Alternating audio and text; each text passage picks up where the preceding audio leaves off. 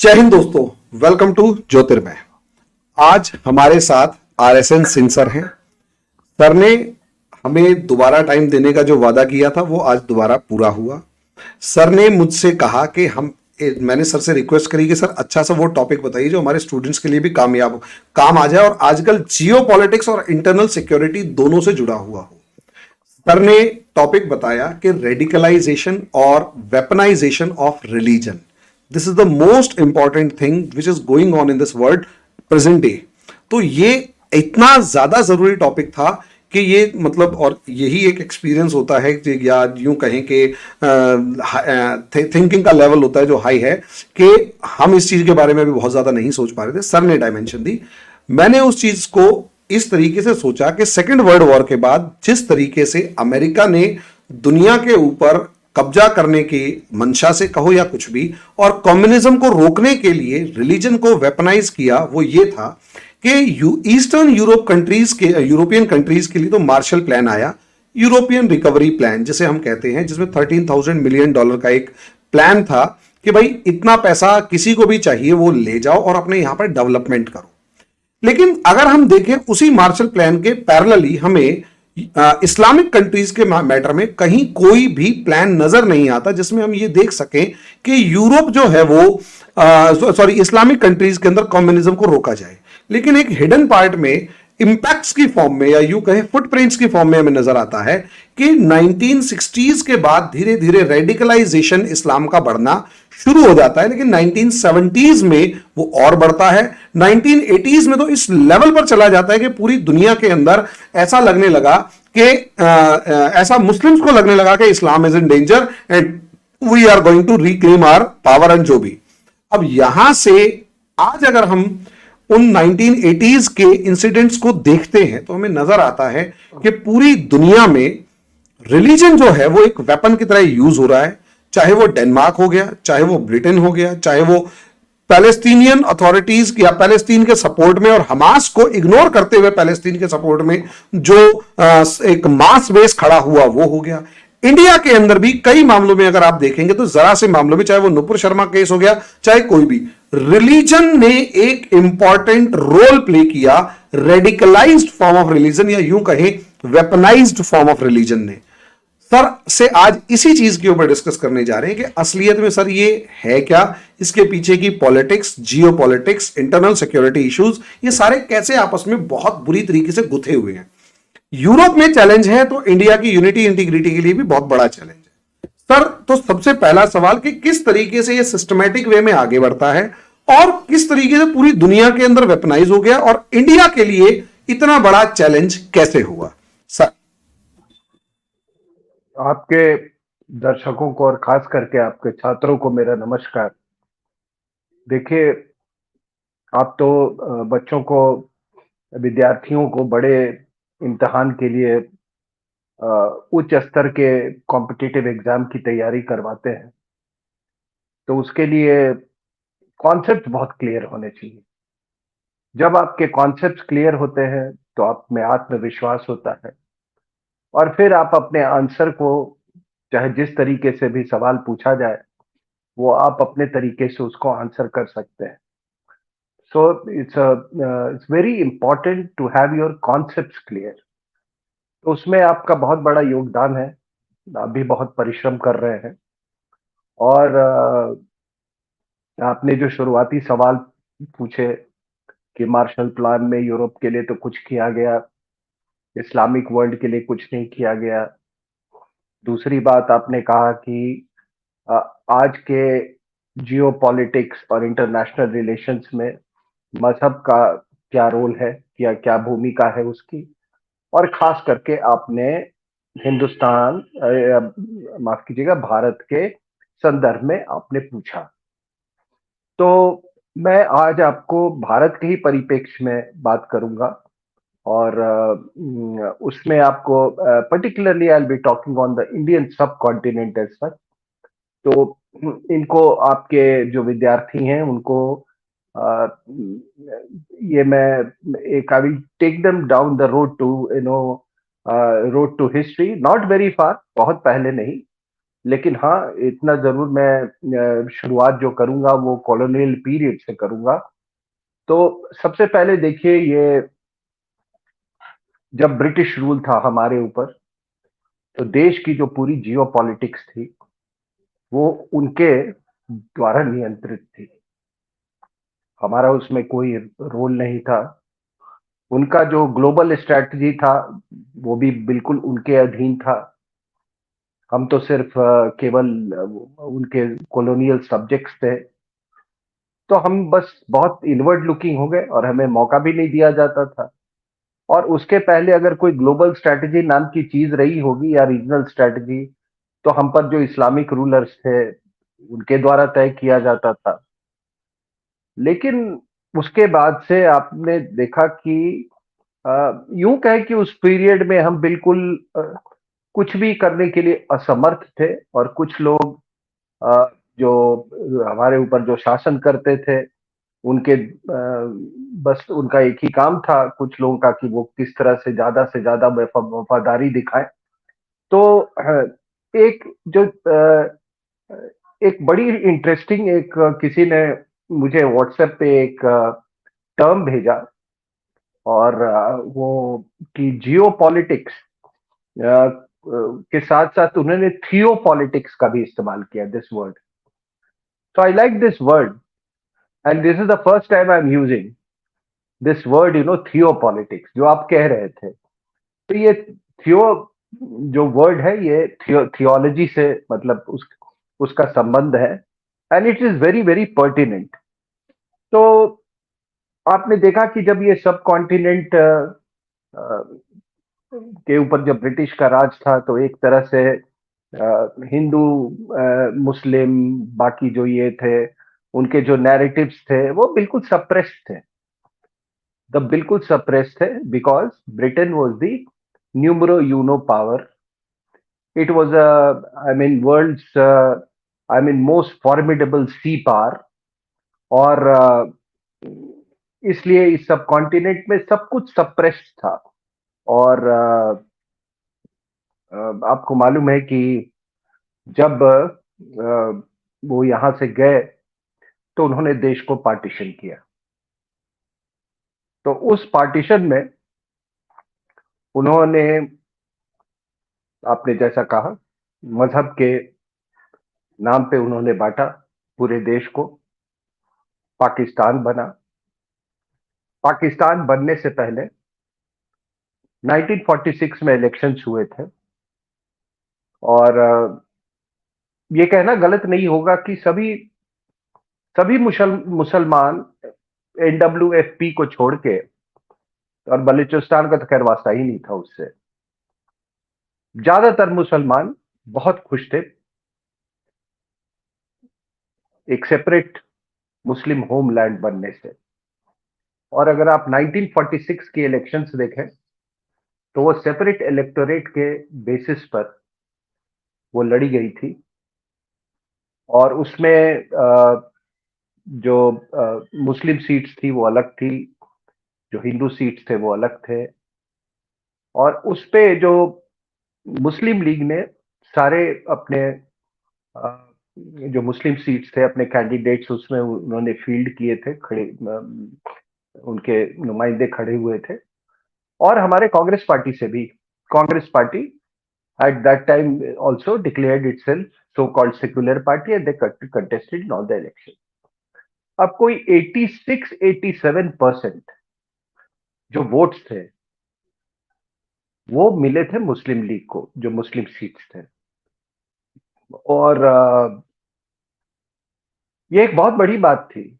वो एक्चुअली जिन्ना को उसने लेजिटिमेसी दे दिया कि he is the sole representative of Muslims. तो अगर आपको मैं रिजल्ट्स बताऊं तो बंगाल में आप देखिए, मतलब टोटल 100 1585 सीट्स थी, जिसमें कांग्रेस को 923 और मुस्लिम लीग को 425 सीट्स मिली थी। So almost 86 से 87% सीट्स दे हैड गॉट। और अगर आप स्टेट, अब प्रोविंस वाइज अगर उसको रिजल्ट्स को देखें तो बंगाल में 119 में से 113 मुस्लिम लीग को, यूपी में 64 में 54, 54 आउट ऑफ 64, बिहार में 34 आउट ऑफ 44, और अगर आप मद्रास और ये प्रेसिडेंट उसमें देखें, बॉम्बे प्रोविंस उस समय जो होता था, 100%, 100%. Now tell me, what chance did a Tamil Muslim have at that time of going to Pakistan? तो इसलिए, और ये पूरी इलेक्शन जो थी, ये बिल्कुल अ, पाकिस्तान के नाम पे बनी थी. इसकी पूरी बुनियाद हिंदू हिंदू हेट पर ये रखी गई थी. तो हिंदू हेट पे एक पाकिस्तान बना, जिसको दो हिस्से थे, वेस्ट पाकिस्तान और ईस्ट पाकिस्तान. तो मैंने जैसा कहा कि सब उनको तो बहुत खुशी थी कि हमको एक मजहब के नाम पे एक अलग अलग मुल्क बन गया. और जो लोग यहाँ पे रह गए उनमें भी खुशी थी, क्योंकि उन्होंने वोट किया था मुस्लिम लीग के लिए. The whole election was fought on the issue of Pakistan. अब वो यहाँ पे रुक गए. मैंने जो ये आपके यूपी की बात की और मुंबई की बात की और मद्रास प्रोविंस की बात की, वो तो सभी ही रह गए, बिहार और यूपी के. तो जब हिंदू नफरत पे के बुनियाद पर एक अलग मुल्क बना, और वो मुल्क बनने के बाद वो हिंदुओं के प्रति वो नफरत की आग में कोई कमी नहीं आई. और जाहिर सी बात है कि जो लोग यहां रह गए अंदर में, जिन्होंने मुस्लिम लीग के लिए वोट दिया था, उनमें भी उनके लिए पाकिस्तान के लिए प्रेम और हिंदुओं के लिए नफरत की आग कभी कम नहीं हुई. अब ये पूरी जो आपने देखा, ये हेट के बुनियाद पे एक मुल्क की स्थापना हुई. आई ऑलवेज से दिस, आपके प्रोग्राम में मैंने पहले भी कहा है कि Pakistan is not a territory, it is an idea. और वो idea it thrives with in India. ठीक है. तो this was the sub continental reality, जो कि ब्रिटिश ने अपने जियो पॉलिटिक्स से उसको दबा के रखा था. ठीक है. और ये तो मैंने एक पहलू आपको दिया, ये इस्लाम मजहब को लेके कैसे एक, सॉरी 1 मिनट.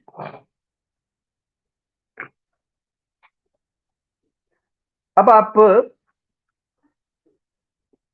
सो आपके 3,000 किलोमीटर बॉर्डर वेस्ट पाकिस्तान के साथ, 4,000 किलोमीटर ईस्ट पाकिस्तान के साथ आपके बॉर्डर क्रिएट हो गए. ठीक है. अब लोग कहते हैं कि कौन से एक्सपेंशनिस्ट फोर्सेस हैं और मजहब का क्या रोल होता है. तो बॉर्डर फेंसिंग साहब हमने डन सर. तो आपने देखा कि जब ये मजहब के नाम पे पाकिस्तान बना, तो 3,000 किलोमीटर, जैसा मैं कह रहा था, बॉर्डर वेस्ट पाकिस्तान के साथ, और almost more than 4,000 kilometre border with east Pakistan. तो कौन कितना एक्सपेंशनिस्ट है और एक्सपेंशनिस्ट आइडियोलॉजी क्या कहते हैं, वो कभी इनसिक्योर नहीं फील किए आपसे. वो क्यों नहीं इनसिक्योर फील किए? क्योंकि उनको मालूम था कि भारत के अंदर में एक पाकिस्तान है. बॉर्डर फेंसिंग आपने बनाई, उन्होंने नहीं बनाई। आप इलीगल माइग्रेशन को लेके रो रहे हो। मैंने तो I have seen both the phases before the border fencing was put up and after the border fencing was put up. और वो साफ कहते थे कि आप बनाओ, हमें कोई जरूरत नहीं है बॉर्डर फेंसिंग की। तो आप इसी से समझ जाओ कि उस मजहबी पार्टीशन के बाद से कौन कितना सिक्योर, एक दूसरे इनसिक्योर, एक दूसरे के खिलाफ महसूस कर रहा था, बिकॉज दे बिलीव इन दारुल हर्ब एंड दारुल इस्लाम। और जो देवबंदी यहां पे रुक गए, यहां से बहुत से लोग आपको कहते हैं कि नहीं नहीं, देवबंद के लोगों ने पाकिस्तान का साथ नहीं दिया था। नहीं, देवबंदी लोग जो यहां रुक गए एंड इंक्लूडिंग मौलाना आजाद, उनका यह कहना था कि यहीं पे रहो ना भाई, पाकिस्तान क्यों जाना है, यहीं पे रहो, यहीं से दारुल हर्ब को दारुल इस्लाम बनाएंगे। That was the difference between Madudi, who went to Pakistan, who became their, major ideologue, and rest of the Deobandis. तो ये दिस इज ए आई जिसको इसी को आप कहते हो, ये बड़ा अच्छा मुझे टर्म लगा, ये theopolitics. This is what is theopolitics. और फिर मैं आप देखिए उसके बाद 1950 में क्या होता है। अभी हम इसकी बात कर रहे थे, इस्लाम के नाम पे एक मुल्क बना, and that Pakistan as an idea, Pakistan as an ideology.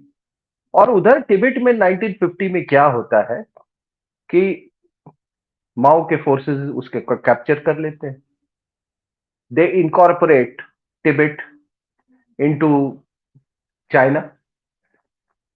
और हमारा तो उसके पहले तिब्बत पड़ोसी था, एक बुद्धिस्ट बुद्धिस्ट बफर स्टेट था, तो हमारे कोई सुरक्षा की समस्या नहीं थी।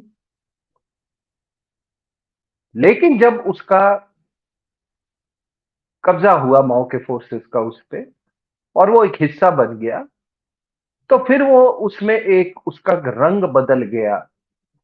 उसका जो, फिर मैं वो शब्द का इस्तेमाल करूंगा, थियोपॉलिटिक्स। थियोपॉलिटिक्स ही बदल गया। हमारा रिश्ता बहुत ऐतिहासिक था तिब्बत के साथ। आपको मालूम है, नालंदा यूनिवर्सिटी में आदान प्रदान, सभी आप लोगों ने सुना होगा पद्म संभव, वो यहां से गए थे और भारत से, और उन्होंने तिब्बत में जाके बुद्धिज्म को एक वहां पर बहुत उसको फैलाया था, उसकी जड़ें मजबूत की थी। ठीक है।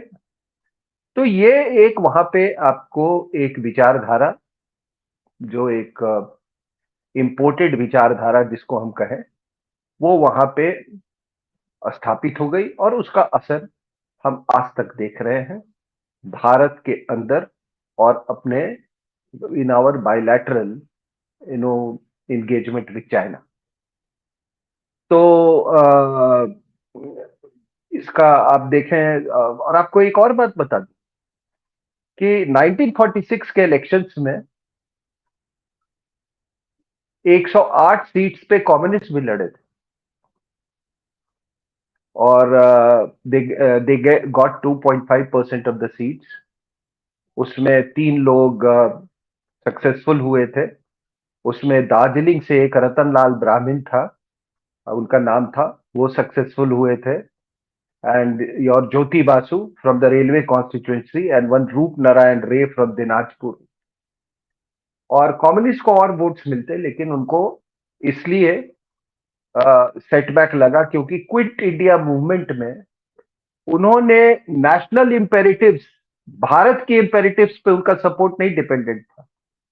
रशिया किस तरफ हो जाता है उस पर ये था। तो when the Russians initially they were allies of the Germans, और फिर जब उन्होंने ब्रिटेन के एलाई बन गए, तो इन्होंने क्विट इंडिया मूवमेंट को अपोज करना शुरू कर दिया। तो ये है आपकी कम्युनिस्ट पार्टी की इतिहास, ठीक है। सर, मैं और एक्चुअली जी क्लास में जब क्विट इंडिया मूवमेंट पढ़ाता हूं तो ये वाला इंसिडेंट जरूर बताता हूं कि कैसे ये कम्युनिस्ट पार्टी जो थी वो कंफ्यूज्ड पार्टी ऑफ इंडिया थी कि वेदर टू सपोर्ट समथिंग और नॉट टू सपोर्ट समथिंग। और ये जो लास्ट में हम बताते हैं कि ये मैं फैक्ट्स एक दो जगह और डिस्कस करता हूं कि कम्युनिस्टों ने 30 टुकड़ों की डिमांड करी थी, 30 या 31 टुकड़ों की। ये भी थोड़ा सा आप कम्युनिस्टों के बारे में थोड़ा सा मेरे को एनलाइटन कीजिएगा कि इन्होंने 30 या 31 टुकड़ों की डिमांड की थी इंडिया के कि कहीं तो हमारी गवर्नमेंट बनेगी। और श्रीनगर के लाल चौक वाली स्टोरी के लाल चौक इसलिए क्योंकि उन्होंने कश्मीर की इंडिपेंडेंस को सपोर्ट किया था। सर, मैं जो सही बताता हूँ तो ये थोड़ा सा। हाँ, तो मैं आपको बता दूं कि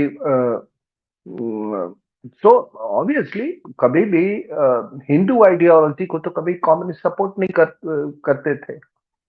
1925 में जब कम्युनिस्ट पार्टी की कॉन्फ्रेंस जब कन्वीन हुई है, तो पहले ये टुकड़ों टुकड़ों में थे, and initially the British were after them, you know. लेकिन जब ये क्विट इंडिया मूवमेंट को ये अपोज करने लगे, so the British not only became lenient with them, but became quite indulgent towards them. तो उन्होंने एक 1925 में इन टुकड़ों ने मिलके एक कॉन्फ्रेंस यहाँ पे कन्वीन किया, और जो कन्वीनर थे उनका नाम था सत्य भक्त। मैंने पहले भी आपके प्रोग्राम में उनका नाम दिया है। तो सत्य भक्त जो थे, उन्होंने कहा कि भाई हमारा जो कम्युनिज्म का जो ब्रांड होना चाहिए, हमारा जो कम्युनिज्म का ब्रांड होना चाहिए, वो नेशनलिस्ट ब्रांड होना चाहिए। सबने अपोज किया। फिर उन्होंने सजेस्ट किया कि हमारा नाम कम्युनिस्ट पार्टी ऑफ इंडिया नहीं, इंडियन कम्युनिस्ट पार्टी होना चाहिए। लोगों ने उनको मैन हैंडल करके वहां से, स्टेज से उनको भागने पर मजबूर कर दिया। अब मैं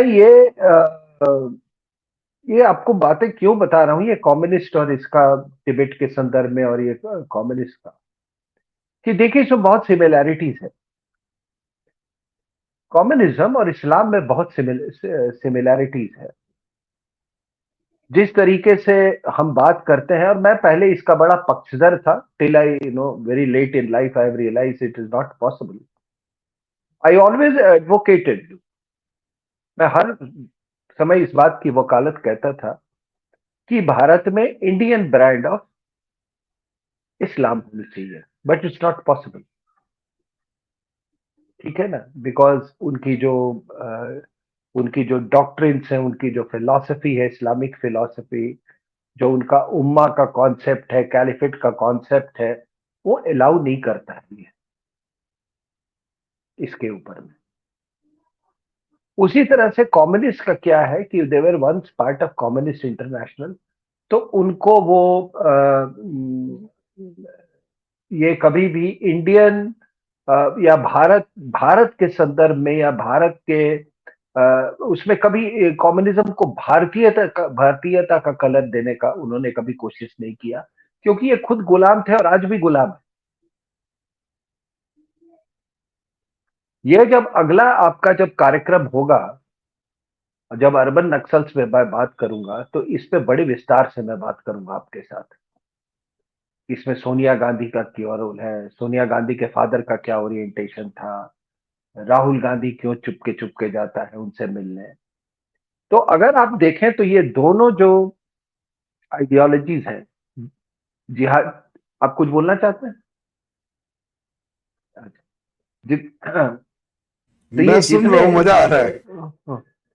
कि ये दोनों जो आइडियोलॉजीज हैं, इस्लामिक आइडियोलॉजीज और इस्लामिक आइडियोलॉजी और communist ideology, they are both murderous, they are both totalitarian, and therefore they are both anti Hindu, anti Hindu. ठीक है ना। क्यों है एंटाई ये एंटाई हिंदू? क्योंकि जैसे इस्लाम सोचता है कि उनका अगर दारुल हर्ब से दारुल इस्लाम बनाने में अगर कोई सबसे बड़ा ब्लॉक है तो वो है सनातन। ठीक है, तो इसीलिए that is how the concept of, ये आज से नहीं, अगर आप नक्शा देखें जब इस्लाम शुरू हुआ तो रुक गया यहाँ पे आके। और आपके, मैं लोगों को बता दूं, ये कहना बिल्कुल गलत होगा कि इंडिया में ऐसा नहीं है कि लोगों ने रेजिस्ट नहीं किया। मोहम्मद ये गजनी आया वहां पे, तो हमको क्या होता है ना, गजनी और घोरी को भी speak in the same breath. But दोनों, जी, दोनों में 150 साल का अंतर था। ठीक है, उसके बाद हमने ये जो आपके राजा दाहिर के उसके बाद इट टुक अनदर 500 years। ठीक है, to for the Muslims to make inroads. हम रेजिस्ट करते रहे, जबकि बाकी आप दुनिया के मैप में बाकी दे लो, पर्शिया वर्शिया, दे टम्बल्ड लाइक लाइन 9 पिंस। और उसके बाद आपको मालूम है कि साउथ इंडिया को तो बहुत दिन तक वो जो विजयनगर एम्पायर था उसको होल्ड करके रखा। ठीक है ना, that is why you have more unadulterated form of Sanatan there, and that is why Sanatan, which is unadulterated, it will produce scientists and geniuses. ये कोई इंसिडेंटल नहीं है साहब कि आप इसरो में चले जाएं, इंडियन साइंस इंस्टीट्यूट में चले जाएं तो आपको बड़ी भारी मात्रा में आपको साउथ इंडियंस मिलेंगे। बिकॉज बिकॉज ये सनातन के प्रोडक्ट है। और जहां जहां डाइल्यूशन हो गया वहां पे देन यू स्टार्टेड प्रोड्यूसिंग मेडियोकर्स। ठीक है, तो आज आप देख लीजिए साइंस का एक उनका वो साइंटिस्ट कम पॉलिटिकल कमेंटेटर है, सोशल कमेंटेटर परवेज हुडू, वो लैमेंट करता है कि जब तक ये इस्लामिक थियोलॉजी रहेगा इस तरह की जो प्रैक्टिस किया जा रहा है पाकिस्तान में, कहता है कि यहां पर कभी भी टेक्नोक्रेट्स और साइंटिस्ट नहीं पैदा हो सकते। एक पैदा हुआ था वो अबू सलाम, उसको वो अहमदिया था, उसको तो वो पाकिस्तान नहीं आने दे रहे थे पर बहुत सालों तक। वो पहले वो इंडिया विजिट किया था तब पाकिस्तान गया था। ठीक है, तो इनका वो जो भी है कि अगर आप अहमदिया नॉन मुस्लिम है तो नहीं आ सकता, बस चाहे वो चाहे कुछ भी हो, कितना बड़ा साइंटिस्ट हो। तो दैट इज दिस थिंग। और इससे मैं I am not being political, लेकिन आपको मालूम है, आप जब ये बहुत चर्चा थी कि क्या एपीजे कलाम को सेकेंड टर्म दिया जाए, most of us supported it for his second term, but there was no support from Muslim quarter. And then I tried to find out, बस यही था कि ये देखो, ये काफिरों के लिए मिसाइल बनाता है, ये उनके न्यूक्लियर टेस्ट करवाता है काफिरों के लिए, ये उनका गरज था। तो यही यही तरह की धारणा, इसी तरह की सोच और इसी तरह की आस्था कम्युनिस्ट से है। तो दोनों इस्लाम, इसीलिए कह रहे हैं इनके स्क्रिप्चर्स में गजवाए हिंद है, गजवाए ब्रिटेन नहीं है, गजवाए जर्मनी नहीं है, गजवाए हिंद है। और वो यही सोचते हैं कि ये सबसे बड़ा ये रोबस्ट ब्लॉक है हमारे दारुल हर्ब से दारुल इस्लाम की यात्रा पे। और कम्युनिस्ट भी यही सोचते हैं कि ये सबसे बड़ा, अगर कोई उनके अगर कोई रोड ब्लॉक है तो वो हिंदूज है, तो वो भी हिंदू के खिलाफ है। तो जब आप जियो पॉलिटिक्स की बात कर रहे हैं इंडियन कॉन्टेक्स्ट में, तो ये आपको समझना पड़ेगा। अब मैं आपको बता रहा हूं, देखिए आपके कहाँ गलतियां हुई और क्या, वही फिर अगेन जिसको कहते हैं थियो पॉलिटिक्स, जिसको और हाउ इट, वो किस तरीके से यू नो इट वो किस तरीके से इंटरफेस होता है उसका जियो पॉलिटिक्स और स्ट्रैटेजी के। नेपाल आपका एक सबसे बड़ा बफर था, उसके बफर स्टेटस के बारे में बात की थी ना, आप पढ़ लेना नेहरू का स्टेटमेंट, ठीक है। एक बहुत बड़ा बफर था, और उसके बफर स्टेटस को ब्रिटेन ने भी मेंटेन करके रखा था for obvious reason, he didn't want to get involve in too many too many area. वो एंग्लो गुरखा वॉर हुआ, उसके बाद से उन्होंने उसका तकरीबन बफर स्टेटस, वो क्यों बफर स्टेटस था? Because it was a Hindu state, और जब तक हिंदू था और तिब्बत था तो देयर वाज नो प्रॉब्लम। लेकिन अब हुआ क्या कि वो एक कंट्री जहां पे एक हिंदू राजा होता था, और अगर आप उस पूरी कंट्री की बनावट देखें, I don't want to go in history, but it was you know it was this Gorkha dynasty जिसने पृथ्वी नारायण शाह ने कई पार्ट्स को मिला के, ठीक है ना, एक तरफ चौबीसी होता था, वेस्ट में 54 या 56 किंगडम से, काठमांडू इटसेल्फ हैड 3 किंगडम, सबको जोड़ के नेपाल बनाया। तो ऑब्वियसली वो नेशन का कैरेक्टर कुछ और होगा, उसकी उसका गवर्नेंस मॉडल क्या होगा। अब आपने क्या किया कि आप इतने बड़े, आप अपने आप को डेमोक्रेसी का जामा, कि आप डेमो सब सब उनके जो डेमोक्रेटिक मूवमेंट के लीडर्स थे उनको आपने पनाह दी यहाँ पे। जब आपने पनाह दी तो आपने यहाँ पे कम्युनिस्ट को तो दे ही दिया था रिस्पेक्टेबिलिटी, तो उनके यहाँ भी रिस्पेक्टेबिलिटी मिलने लगी। रिस्पेक्टेबिलिटी जब मिलने लगी तो उन्होंने क्या किया, उन्होंने कहा कि अभी हम और एक्सपैंड कर सकते हैं, और चाइनीज ने भी उनको कहा कि तुम तब तक नहीं एक्सपैंड कर सकते हो जब तुम ये बिल्कुल मिटा ना दो ये जो शाही तंत्र जो है वहां पे, जो royal Hindu, which had basically Hindu moorings. तो इन्होंने सबने मिलके इन्होंने मरवा दिया राजा को। मुझे कोई डाउट नहीं है, मैंने एक किताब लिखी है, the making of Nepal, I have absolutely no doubt कि किंग बीरेंद्र के असैसिनेशन में इन्हीं कम्युनिस्टों का हाथ था। और आज आप देख ही रहे हैं, कोई ऐसे लग रहा है जैसे कोई चाइनीज एम्बेसडर का वो क्या था, केपी ओली, उसके हस्बैंड की तरह बात करता था वो, मतलब इतना उसका फ्रीक्वेंट था आना जाना, ठीक है। और फिर यहां से आपको मालूम है कि किस तरीके से वहां से माओइज्म निकला, हिंदुस्तान में भी निकला, और फिर हमारे और उसके लोग मिल गए एक दूसरे से।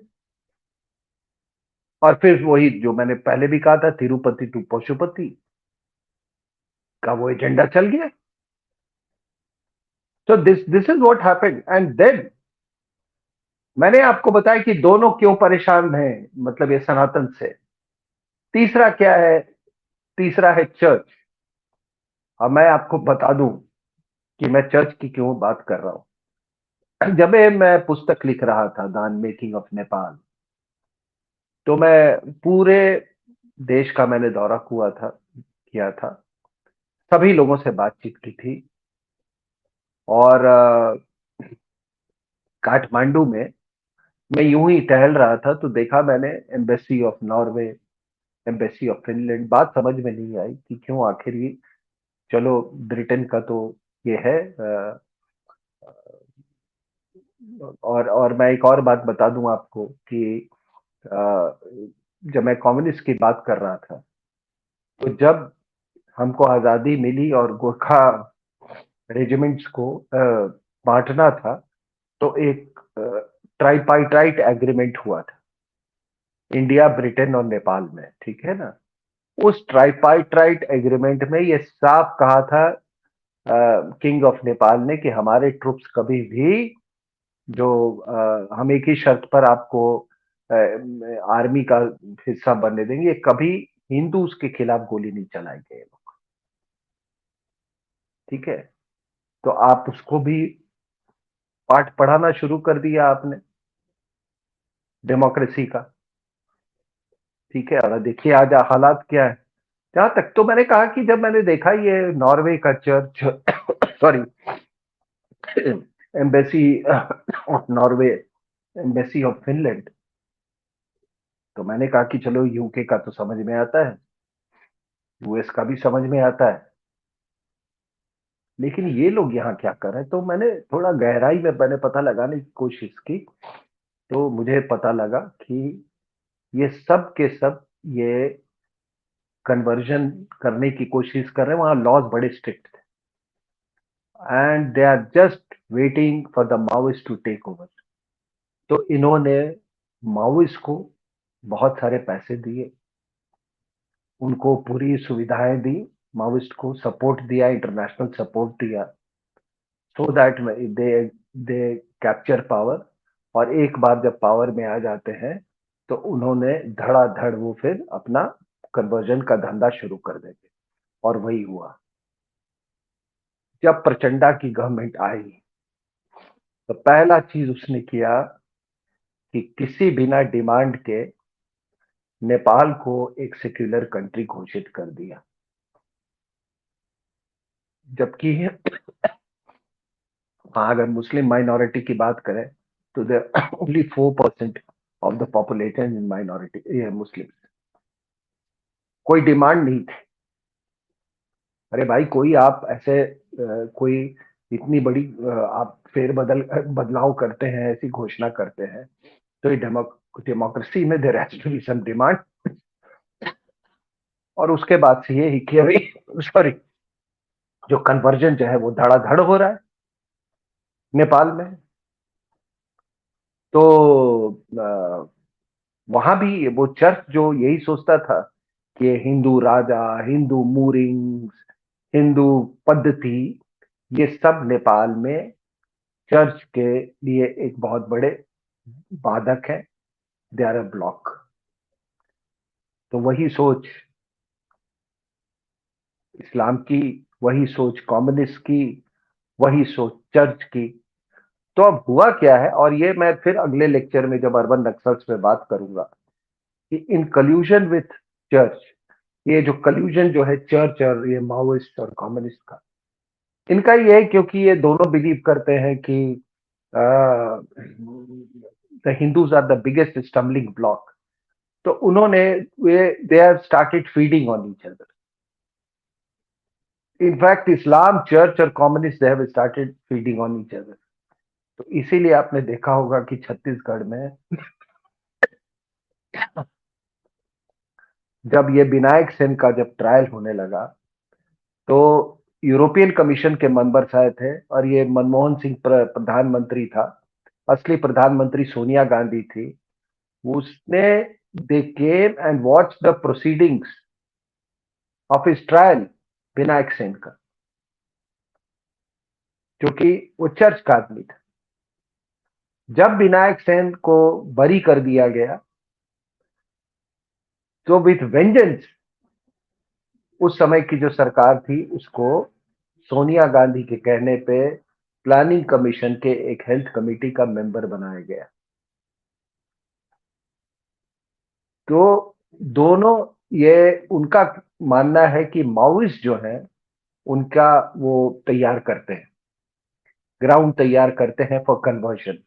आपको याद होगा लक्ष्मण नंदा सरस्वती की जो हत्या हुई थी माओवादियों द्वारा, it was again because Lakshmi Nanda Saraswati जो थे उड़ीसा में, वो इसको कन्वर्जन को बहुत अपोज कर रहे थे, बहुत बहुत सारे वो कदम उठा रहे थे, उनको हटा दिया रास्ते से। कई ऐसे लोग हैं जिनको इसीलिए हटाया गया। तो इसीलिए आपके माओवादी भी खिलाफ है हिंदुओं के। अब ये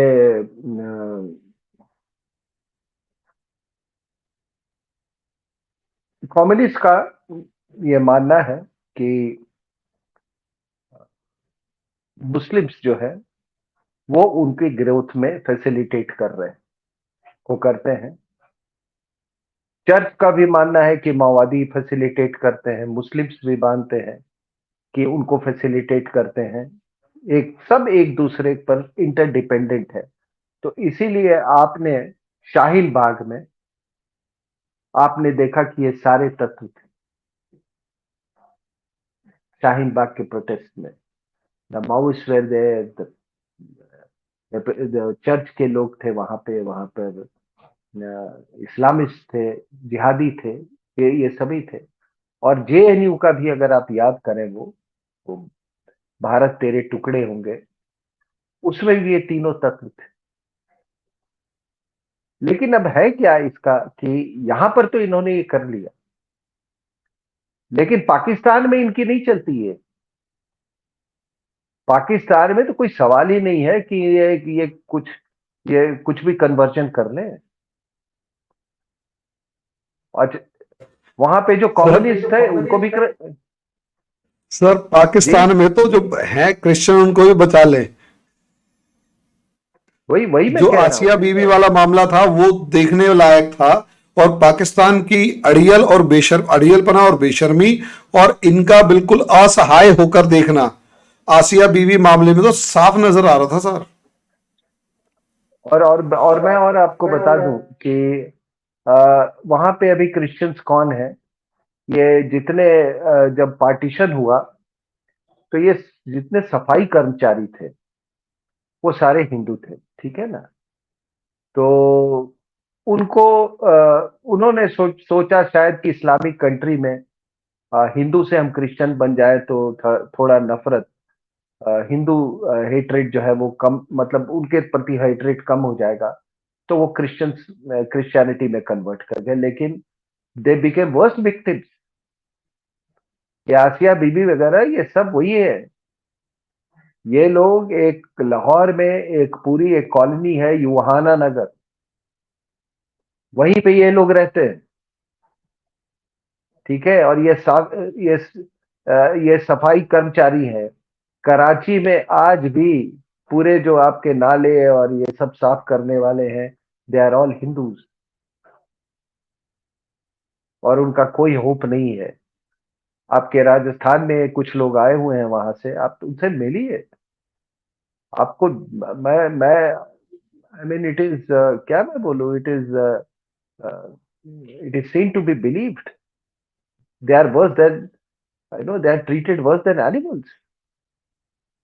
आप उनके उनके उनके रंग ढंग देखिए, उनका उनकी हालत देखिए। तो ये तो वहां पर तो ये कुछ कर नहीं सकते थे। फिर वहां पर ये कम्युनिस्ट जो है, वो जो पहला कू जो अटेम्प्ट हुआ था, वो मेजर जनरल अकबर खान का वहां पे 53 में, जो वो कम्युनिस्ट थे, कुछ कम्युनिस्ट वहां पे, तो उनको उनको तो बिल्कुल क्रश कर दिया, ठीक है। तो आज वहां पे because communist, I know, it runs वहां पे, it is an antithesis to इस्लाम।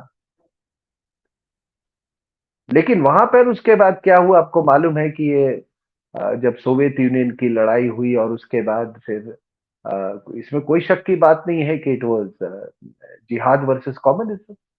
जिस वेपनाइजेशन की आप बात कर रहे हैं, तो पाकिस्तान ने उसको अच्छे तरीके से वेपनाइज किया। अब मैं आप श्रीलंका का मैं एग्जांपल देता हूं आपको। मैंने बहुत साल डील किया इस कंट्री से, और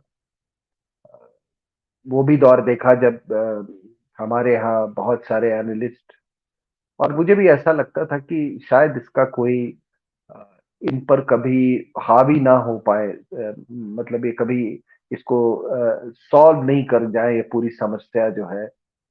क्योंकि हालात बहुत बुरे थे श्रीलंकन सिक्योरिटी फोर्सेस के। लेकिन उन्होंने हालात पे काबू कर लिया। और कैसे किया काबू? तो ये देखिए, जब पूरे जो जाफना जो कार्डर्स थे ना, वो सारे के सारे क्रिश्चियंस थे। दे वर ऑल क्रिश्चियन। वो इनका आइडियोलॉग होता था एंटन बालासिंघम। ये प्रभाकरन ने खुद ने इसने क्रिश्चियनिटी में कन्वर्ट कर रखा था। तो वहां चर्च का बहुत बड़ा रोल था। और आपने देखा होगा कि किस तरह का का इनको संरक्षण मिलता था, इनके रेफ्यूजीज को इन नॉर्वे, ब्रिटेन में तो ऑफिस ही था एलटीटी का, जो कि बाद में पेरिस में शिफ्ट किया, ऑल ओवर यूरोप। अब वो क्या था कि एक चर्च का यहां भी समर्थन था, और इसीलिए तमिलनाडु के अंदर में जो क्रिश्चियन पॉलिटिशियंस है लाइक वैको, उनका बहुत बड़ा सपोर्ट था। It had nothing to do with the Tamil problems. आपको मैं इन बच्चों को एक बात बता दूं, आपके विद्यार्थियों को, कि वहां पे दो तरह के, एक तो बहुत पुराने, मतलब कब आए, एलारा, किंग एलारा के टाइम में आए होंगे, बीसी एरा में, ये जो जाफना और इसमें ये, और एक है वहां प्लांटेशन टैमिल, जो 18th सेंचुरी में गए थे वहां पे, 18th 19th century, sorry 19th century में। They had no problem. वो उनका जो फॉरेन मिनिस्टर था, ही वाज अ तमिल, वो क्या कादर कमार नाम था, इफ आई करेक्टली रिमेम्बर। तो ये सारे जो जाफना कार्डस थे, ये it was all A church inspired ये एक इंसर्जेंसी थी। और जैसे ही इसमें मैं, ये तो northern portion of Sri Lanka, eastern जो ट्रिंकोमली कार्डस थे, ट्रिंकोमली और बटिकुलर के, वो सारे हिंदू थे, और वही इनके कटिंग एज थे। उनका लीडर था करुणा। वो जैसे ही स्प्लिट कर गया, पर्टिकुलरली ऑन मजहब लाइन्स, ये it was not very difficult after that for the LTT, sorry, for the Sri Lankan security forces to crush them. तो वहां भी मजहबी फैक्टर है। अब आप म्यांमार पे ले लीजिए, कैसे, फिर मैं बताता हूं आपको मजहब और ये जो जो थियोपॉलिटिक्स की बात कर रहे हैं। मैंने उस समय भी बोला था कि देखिए, at the core of Myanmar वो बुद्धिस्ट है, ठीक है ना। अगर आप म्यांमार का नक्शा ले लें तो एट द कोर जैसे वो सारे बुद्धिस्ट हैं, ठीक है, और चारों तरफ they are ringed by Christians, जैसे कि चिन्स हो गए, कचिन्स हो गए, करेलीज हो गए, कारंस हो गए, ये पूरा the inner core and the outer ring. अगर साहब मैं आपको बात बता दूं कि ये और ये भी बता दूं कि ये जो, जब मैं आउटर रिंग की बात कर रहा हूं, एक ही तरह के फोर्सेस ने, एक ही तरह के एजेंसीज ने हिस्टोरिकली इनको कन्वर्ट किया था। 18th सेंचुरी में एक व्यक्ति था, उसका नाम था एनिरन जटसन।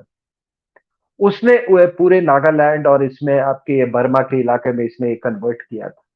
अगर ये आउटर रिंग बौद्धों का होता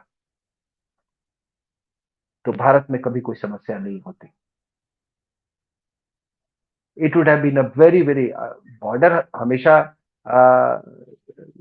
ट्रैंक्विल रहा है रिलेटिवली बात कर। लेकिन देखिए, आज जो आप देख रहे हैं, जो भी हो रहा है मणिपुर में आपने देखा, और जो अभी आज ही का न्यूज है कि वहां पर ये जो लोग जो सोल्जर्स यहाँ पे ये आ रहे हैं, because of this, not only tribal ethnicity, but also because of the Christian affinity. Maldives का आप देख लीजिए, मालदीव्स में ये, मतलब ये सबसे, मतलब लॉन्गेस्ट सल्तनत थी ना 12वीं सेंचुरी से, ठीक है। एंड बिफोर दैट ये एक बौद्ध कॉलोनी थी, उसके पहले एक, सॉरी, बौद्ध ग्रुप, एक कंट्री थी या टेरिटरी थी, उसके पहले हिंदू वो था, इसका कैरेक्टर था। और the very word Maldives is derive from माला द्वीप, द्वीपों की माला। तो वहां पर भी आप देख रहे हैं, आई मेट दैट जेंटलमैन, जो इनका वो बहुत साल प्रेसिडेंट था, क्या नाम था उसका, अब्दुल गयूम। हाँ, Gayoom. I met this man Gayoom, do you know, ये वहां पे इजिप्ट में के जो इस्लामिक यूनिवर्सिटी में है, वहां पर इसने शिक्षा प्राप्त की थी। And he came back as a very radicalised man. और उसने पूरा रेडिकलाइज किया मालदीव्स को। अब आप चलिए देखिए Bhutan, Bhutan is the Buddhist, हम आपकी नेबर्स की बात कर रहे हैं। और जियो पॉलिटिक्स में क्या मजहब का रोल होता है आपके सिक्योरिटी में? आपका भूटान से तो कोई समस्या नहीं है, बिकॉज इट्स बुद्धिस्ट कंट्री। अभी आज ही को देखिए, आज श्रीलंकन एक मिनिस्टर का स्टेटमेंट आया है, कहता है कि जितनी पूरी दुनिया ने हमारे लिए नहीं किया उससे ज्यादा हिंदुस्तान ने हमारे लिए किया है। आप टूरिज्म देखिए, the thriving tourism between India and Sri Lanka, जिसपे थोड़ा कमी आ गई थी कोविड के बाद, but it's come back to almost to normal. तो अगर आप पूरा इंडिया का मैप देखें तो you have Pakistan, Islamic Pakistan, there is a problem, there is a you no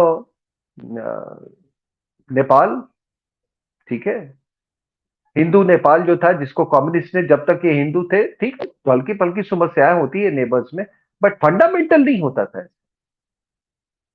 and I am very happy कि वहां पर एक बहुत बड़ी जुलूस निकली है 2-3 दिन पहले वहां पे। They want restoration of Nepal as a Hindu kingdom. उसके बाद से आप देखिए, इधर आ जाइए भूटान में, हमारा कोई समस्या नहीं है। म्यांमार में 1643 किलोमीटर बॉर्डर, आप देख लीजिए।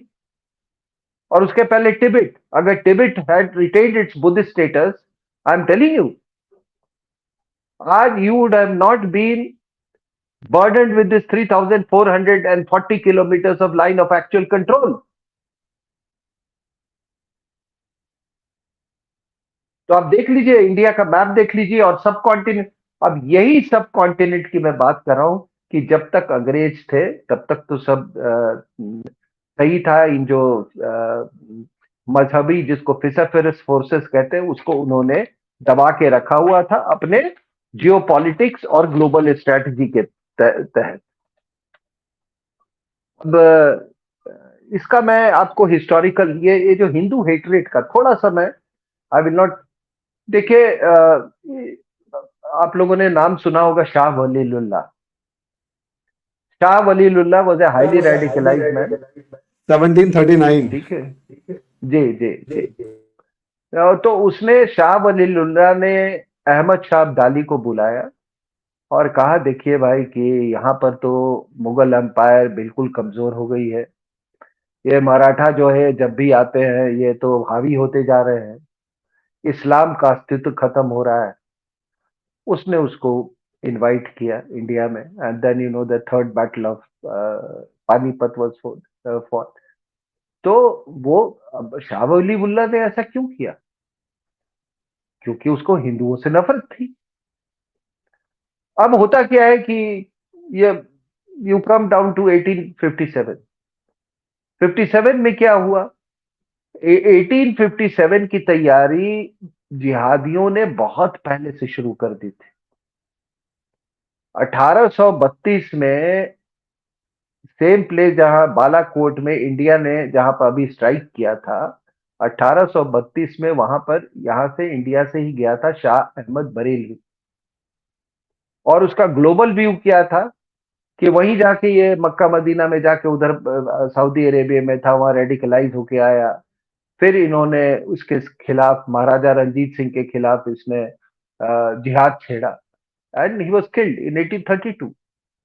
लेकिन उसने एक बहुत बड़ा नेटवर्क,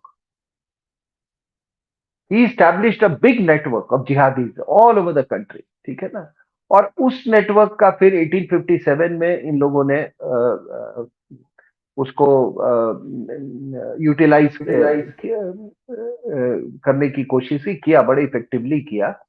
लेकिन जब 1857 में के उसमें जब इनको सेटबैक लगा,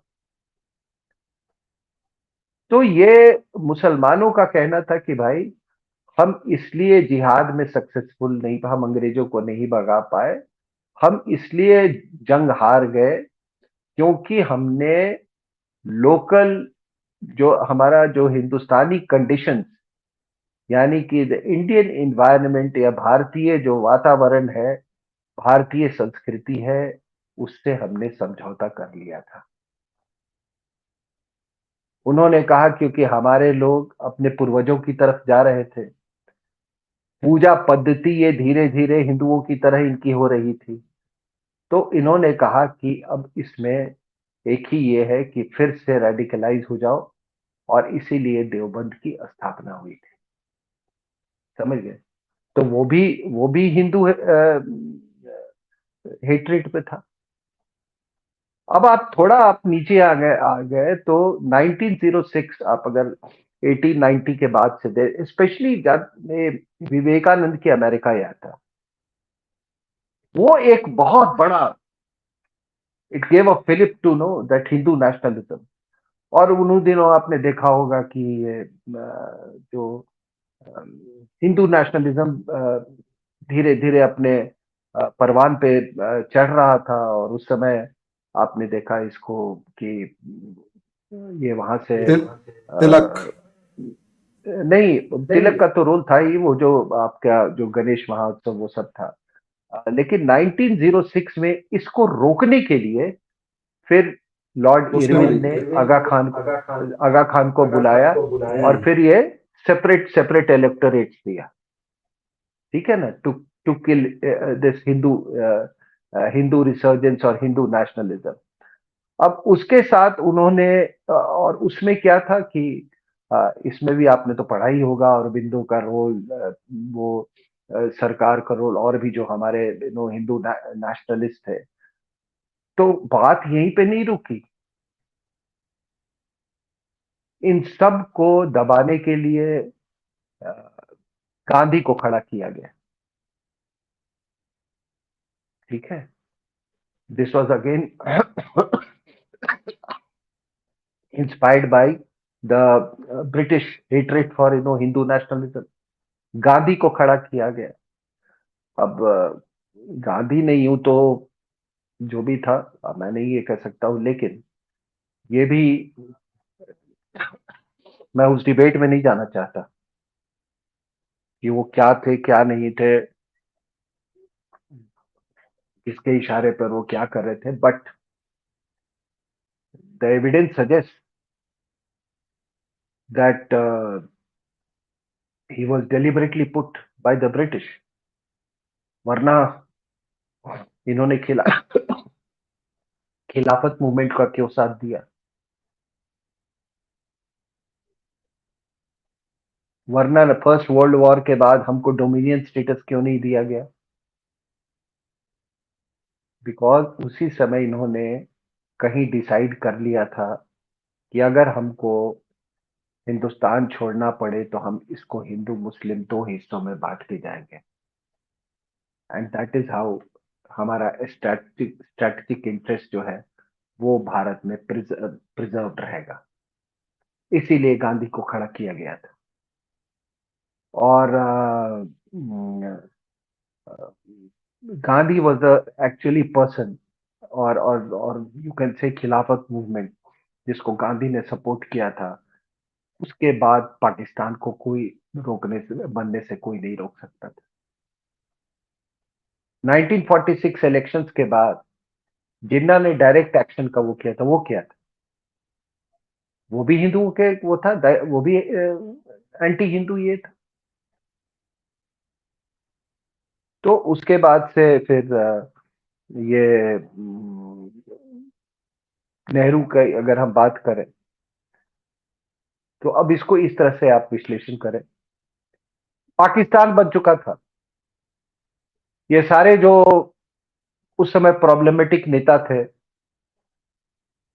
पीपल लाइक जिन्ना, लियाकत अली खां, ये सब चले गए, सब पाकिस्तान चले गए। नेहरू को लगा कि अभी तो मुसलमानों से भी टेम्पररी यहां कोई खतरा नहीं है।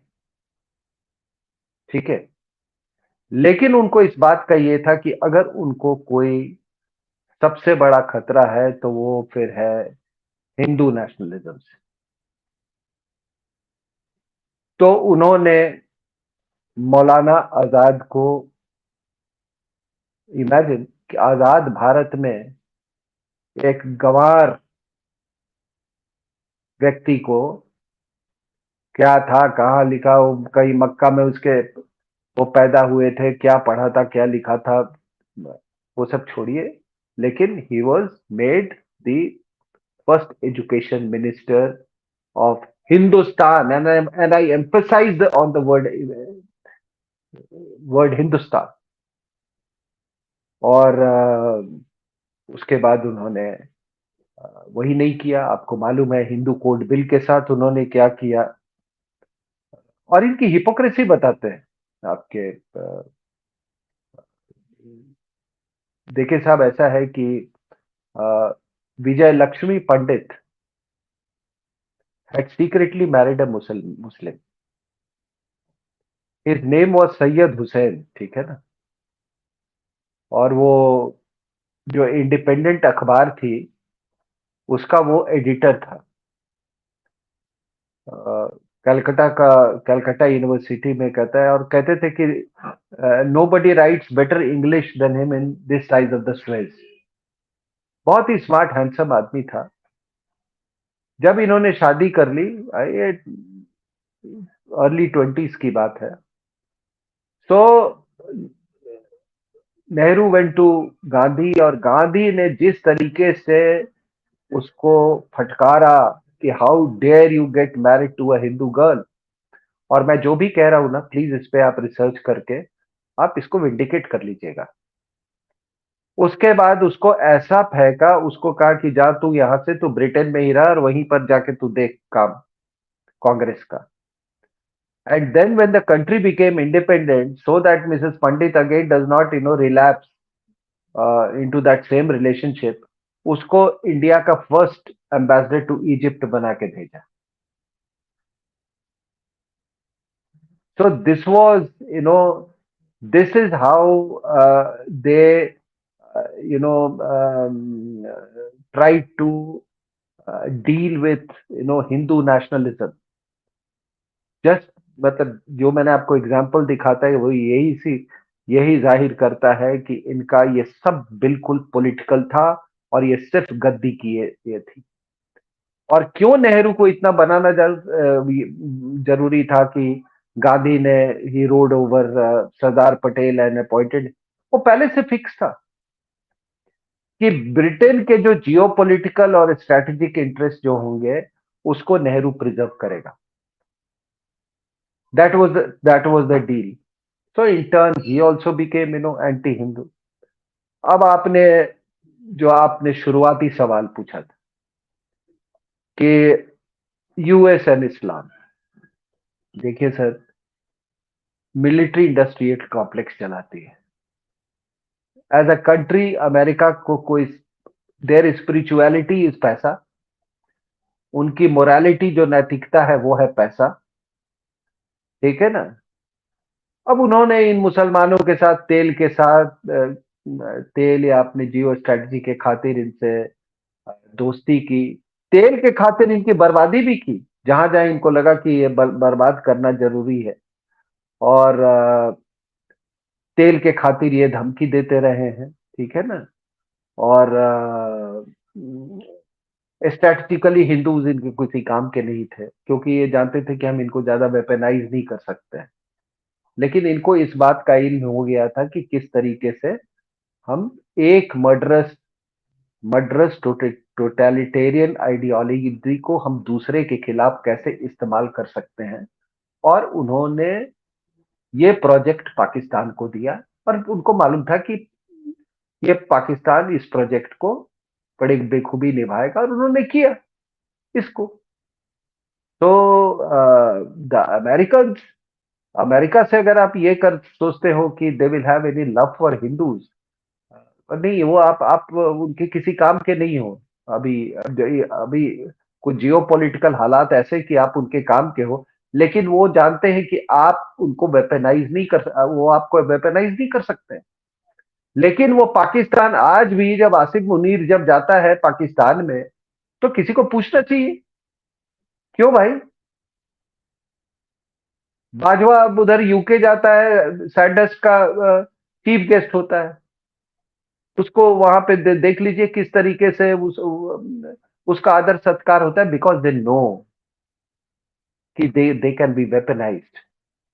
और पाकिस्तान बनने के बाद ही इनको वेपनाइज करना शुरू कर दिया था, जब इन्होंने वो सेंटो और सीटो साइन किया। और आज भी आपको मैं बता देता हूं और दोबारा, कि पाकिस्तान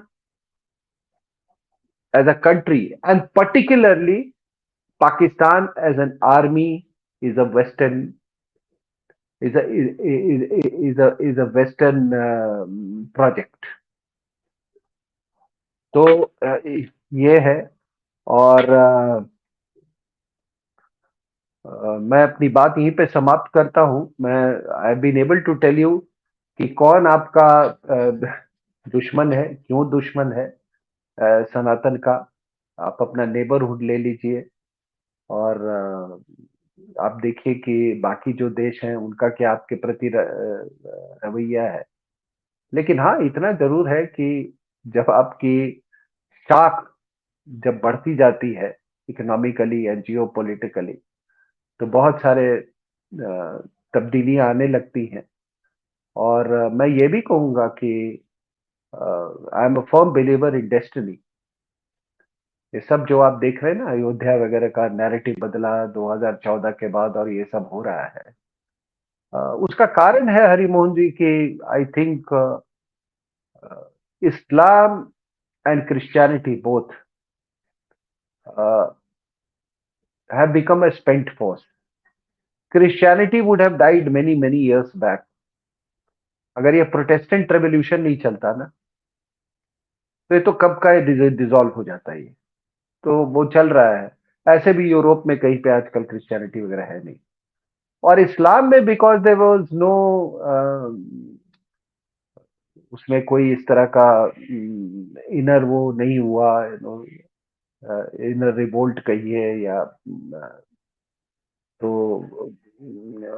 एक ही इसका रास्ता है कि जिस रास्ते पे चल रहे हैं, इट में just विदर away, may be in, if not in my life time but in your life time.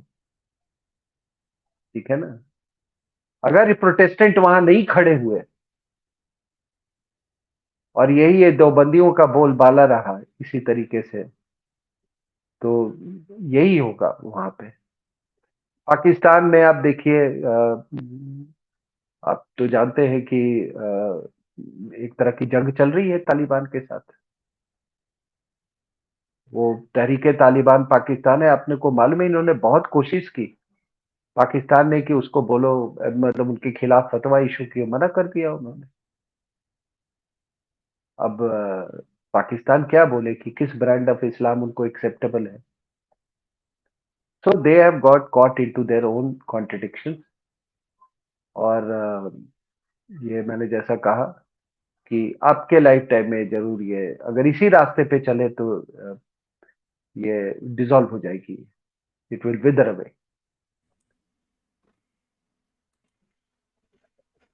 तो सर, जिस तरीके से आपने हमारे को बताया कि अल्टीमेटली एक आइडियोलॉजी हमारी कंट्री के अंदर ही बैठी हुई है जो कि इस तरीके से रेडिकलाइज्ड है कि वो इसके एक एंटी माइंडसेट तो हमेशा से प्रेजेंट है।